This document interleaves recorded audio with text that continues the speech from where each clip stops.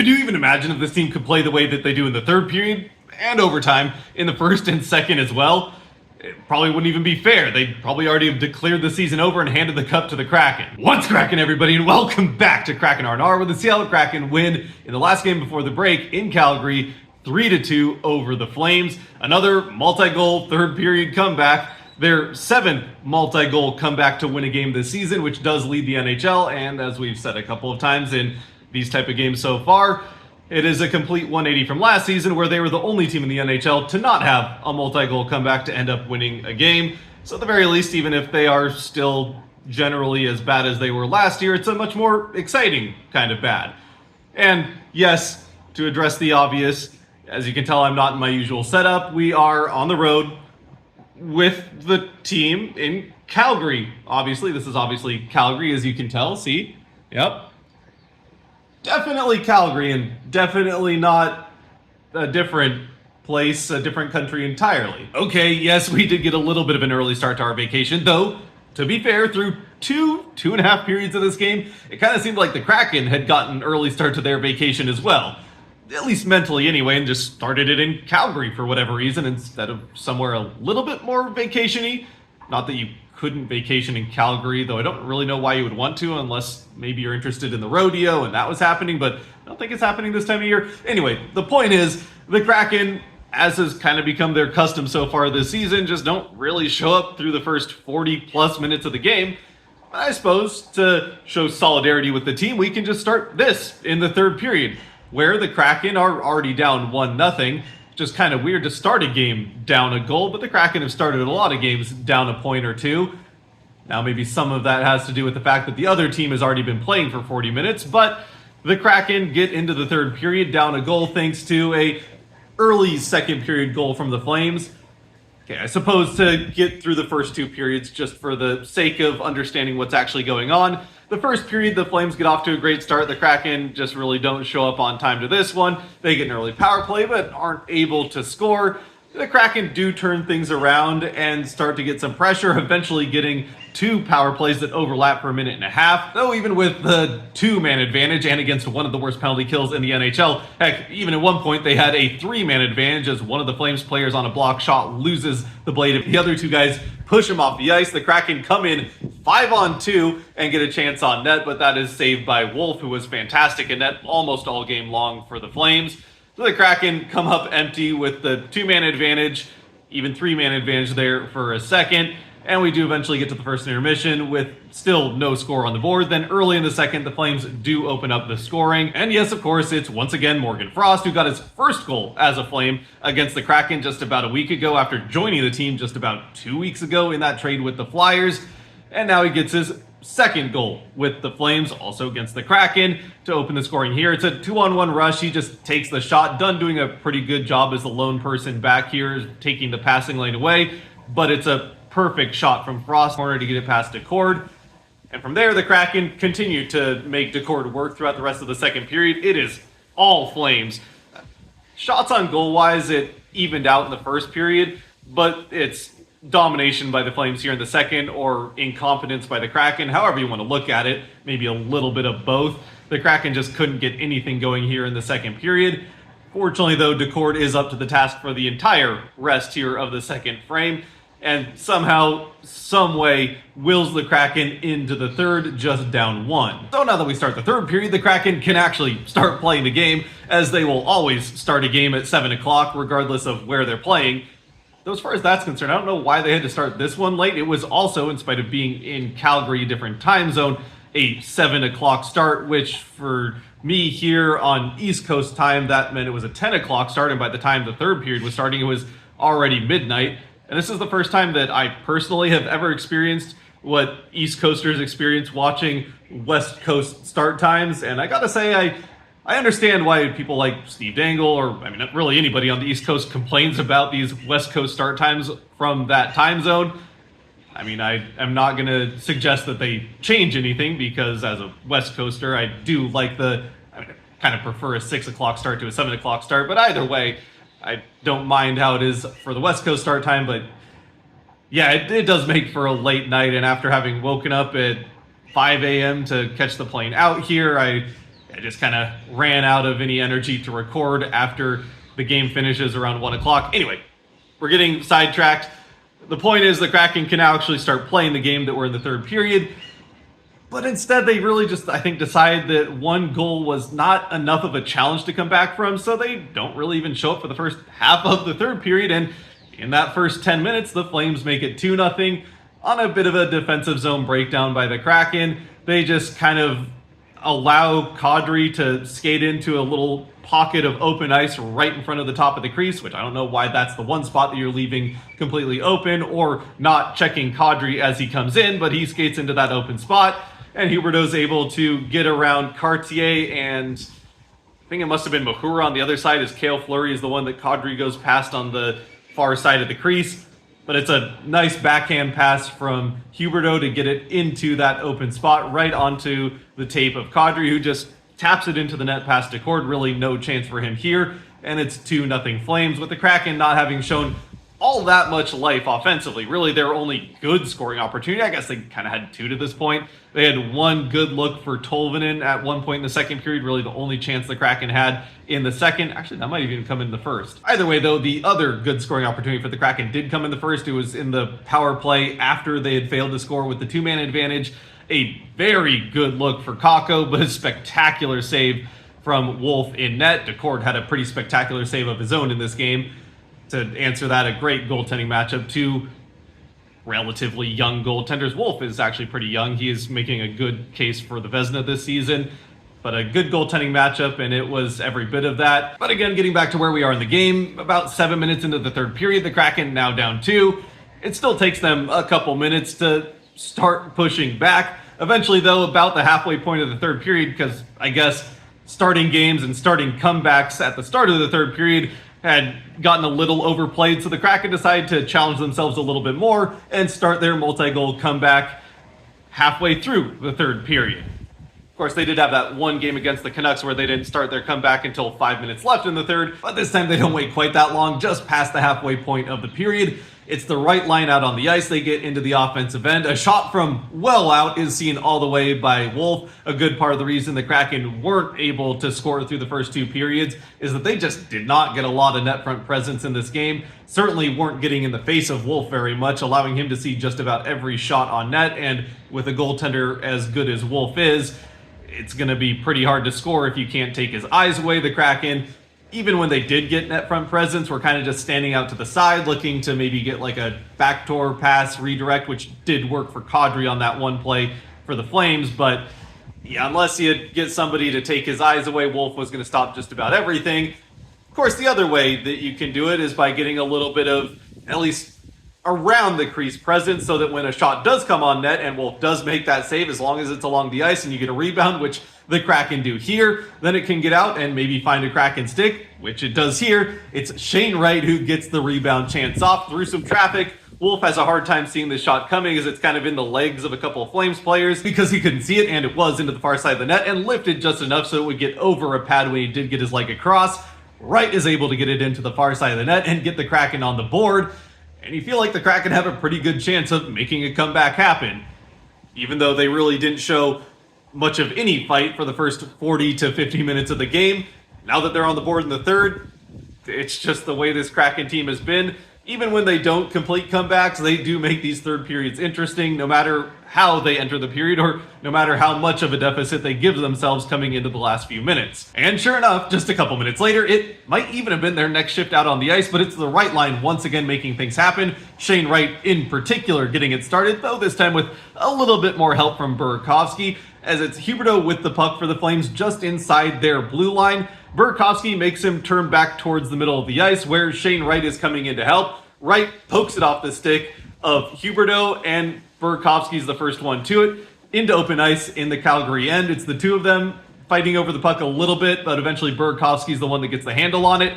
And instead of passing it to Wright, which would have been the wrong play here, Burakovsky makes the correct play, even with how much trouble he's had scoring with open looks this season. He fires off the shot on net, and this one it's probably one, especially considering how he was playing, that Dustin Wolf would like to have back. It goes off the bottom of his glove hand. and into the net behind him to tie the game for the Kraken. Wright picking up the assist, gets his second point of the game. Burakovsky, his first goal in 13, 14 games. But it doesn't matter. The right line with 2 goals here late in the third ties things with just a couple minutes left. At which point it has to be said, it doesn't really seem like either team has that much interest in trying to win this one in regulation. Both just seem fine with getting to overtime, which from a Kraken perspective really doesn't make all that much sense. For the Flames, they need every point that they can get in this wild card chase that they have going on. But for the Kraken, even if you do have faint fantasies of getting into the wild card race yourself, the Flames are one of the teams you need to catch, so even allowing them to get 1 point is kind of counterproductive, even if you do end up winning the game.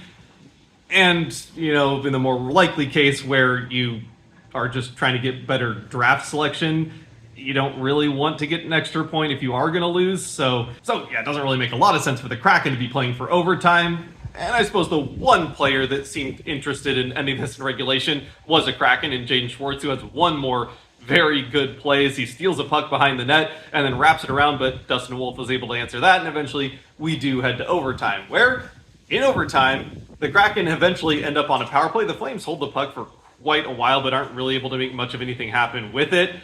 And then the Kraken do get that power play, and I gotta say, because there might be Flames fans in the comments, again, complaining about officiating, although last time it was myself and Kraken fans complaining about the officiating, and Flames fans making a big stink about, oh, we just beat the Kraken, oh, we dominated the Kraken. It wasn't anything to do with officiating. It was the worst officiated game of the season, certainly for the Kraken, and the last one that helped the Flames to that victory.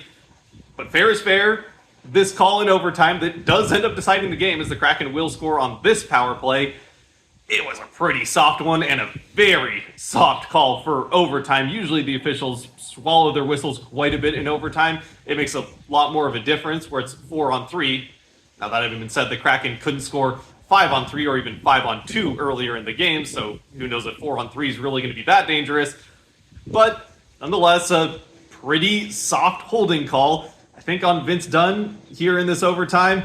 Does let the Kraken get a power play, and on that power play, the Kraken take a while. A lot of just skating around the outside and slowly passing it around. Not really quick movement of the puck or quick decision making, which is what you need on a power play to score, and it's part of the reason the Kraken had not been able to score in their 3 power plays so far this game and the 2 that overlapped. But wouldn't you know it, it turns out that sometimes just skating around the outside and looking for a shooting lane can't be enough to work, and that's just what happens here, as Beniers gets a pass on the, I guess from Wolf's perspective, the left end of their end of the ice, and then just kind of circles with the puck looking for a shooting lane, and then as he gets to the far side, the far face-off circle from where he started, he fires off a shot on net and beats Wolf into the back of the net, far side back to where he came from, to give the Kraken the OT winner. Power play goal, their first of the game as far as that's concerned, with a number of good opportunities. The Kraken skate away with the 2 points. It's the young guns who made it happen. Shane Wright with a 2-point night, the goal and the assist on the Burakovsky goal, and then Beniers, who ends it here with the overtime power play. Though not to be overlooked on this goal for Beniers that ends up winning the game, it's one of the not so young guns in Jaden Schwartz, who is really the secondary reason that this goal happens. I don't think he gets an assist on the goal, but effectively he does assist here. Again, aside from Beniers' shot, he's the second most responsible for this goal as far as Kraken players are concerned. As we talked about out of the Kraken throughout the first couple periods of the game, we're not doing a very good job of getting in front of Wolf and making his job all that hard by trying to take his eyes away. And well, Schwartz isn't necessarily taking his eyes away here. He's kind of standing off to the side of where Wolf is looking, and Wolf can see this shot coming pretty easily. But what Schwartz is doing is standing enough in front of Wolf and right there at the top of the crease that it's forcing Wolf to kind of lean out to the side to see this shot from Beniers, maybe a little bit more to the near side than he would ideally want to be, which then does leave that far side of the net wide open for Beniers to shoot at. That's what he does, and that's where he ends up putting it as Schwartz jumps up in the air and shows what we've seen a couple of times this season is pretty impressive hops for a hockey player, especially considering you're on skates and on ice. So thanks to Schwartz at least forcing Wolf a little bit more out to the side and then jumping out of the way of the shot, Beniers is able to find that back of the net to give the Kraken the OT win.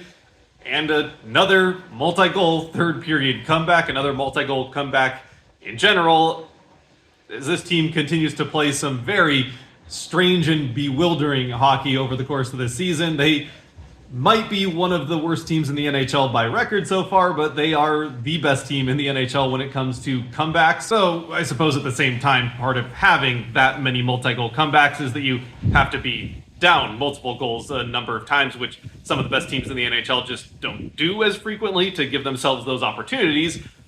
But the Kraken at least have been able to make these third periods interesting almost every game so far this season. Yeah, there's been a few stinkers here and there where they just never make anything happen, but they show that fight in the third period, and at the very least, unlike last season, while the results in the record book might look similar, unlike last year where you could pretty much know that the game was over as soon as the Kraken went down 2 and turned the TV off, this season that's just when things start to get interesting, at least when we start the third frame anyway. So I suppose then there's kind of two different ways of looking at this. You could either just enjoy it for what it is and watch the third periods of Kraken games and ignore whatever happened in the first 40 minutes, or there's definitely room to be a little bit frustrated that the Kraken have pretty much the entire season been unable to bottle whatever this is that they have in the third period of games and not translate it into the first or second period. Aside from that, I don't know that there's much more that needs a discussing in this game. It's another exciting third period comeback for the Kraken and an OT winner, so at the very least we got to avoid the shootout, which we know how that would have gone for the Kraken, as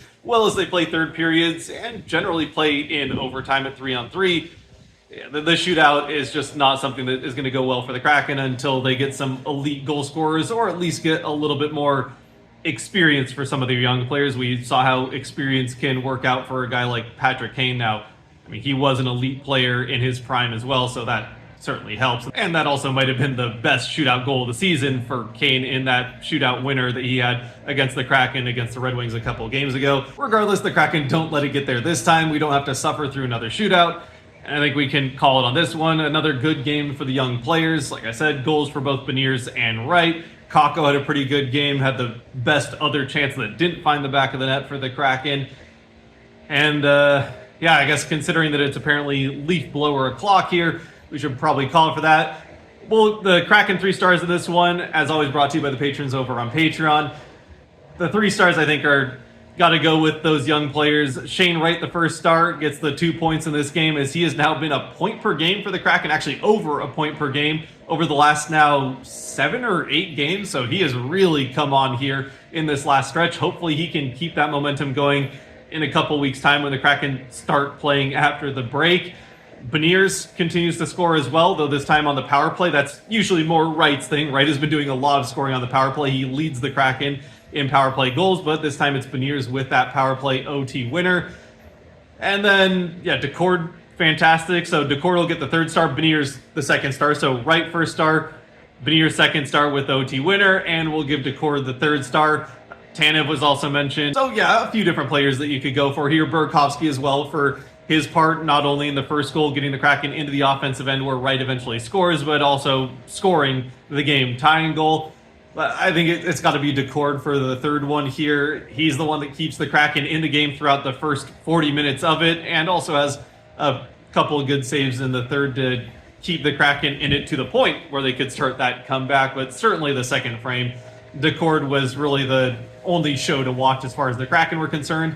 The one other thing before we close things out that's worth mentioning, I don't know that it'll really end up affecting things, but Montour did end up leaving the game in the first period, and then did not, like, about halfway through the first period, or maybe just past the halfway point. It might have actually been during the 5-on-3 the Kraken had. He ends up leaving the game and did not return for the last 40 plus minutes of it, including overtime, which may have been part of why the Kraken never got anything going on their second period power play.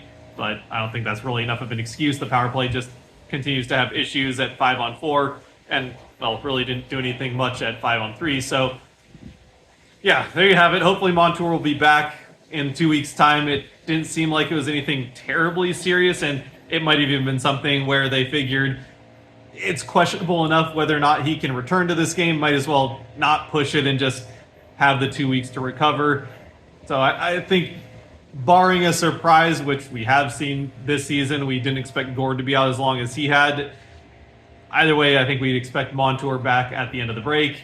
And until then, have a great break yourselves. Like I said in the previous one, I will get some stuff out. Next week, we'll be on vacation here for the rest of this week, and then I'll put something together as far as what to expect from the Kraken around the deadline and the rest of this season here as we get back, and then hopefully another video. I don't know what that'll look like, but we'll get a couple things out the following week before the Kraken come back. Till then, enjoy the Four Nations face-off if you're going to watch that. Capo Kakko at least playing for Team Finland, so the Kraken do have one player going. Weirdly enough, the only team in the NHL without a player playing in the Four Nations is the team with the best overall record in the DC Capitals, so go figure. But with that, it's been more than enough rambling from me and probably more than enough background noise, at least at the end here, for your sake, so let's call it there. Until next time, stay safe out there, be good to each other, God bless, and go Kraken!